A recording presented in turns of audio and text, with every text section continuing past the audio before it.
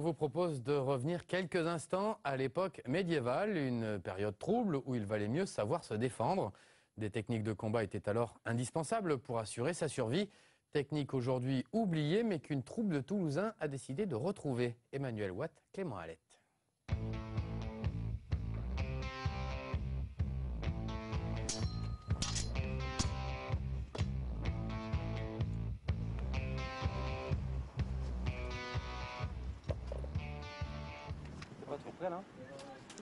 Protection renforcée pour les adeptes d'arts martiaux historiques européens. La discipline est encore peu connue du grand public. Ses pratiquants sont à la recherche des techniques authentiques de combat au Moyen-Âge.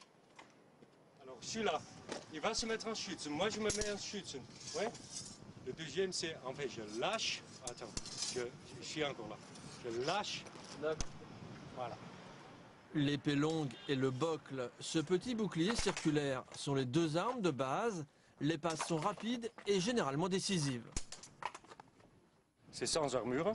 Une épée est vachement aiguisée. Alors ça suffit en fait de le toucher ainsi pour finir en fait le jeu. Ouais.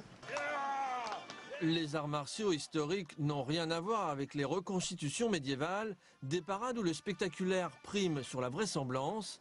Pour ces sportifs, le geste doit être cohérent avec l'époque allant du XIIe au XVIe siècle.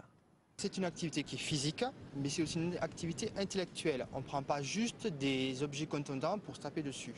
Il y a derrière toute une démarche de recherche au niveau des manuels pour voir si ce qu'on avait recherché, si ce qui a été étudié et trouvé au niveau des documents était réaliste. Moi j'adore vraiment de regarder dans le livre pour me rendre compte que les choses qui moi, par exemple, que j'ai découvert par hasard, que c'était aussi écrite dans le même livre qui date de 1290. Alors ça c'est toujours le Eureka dans tout ça. Ouais.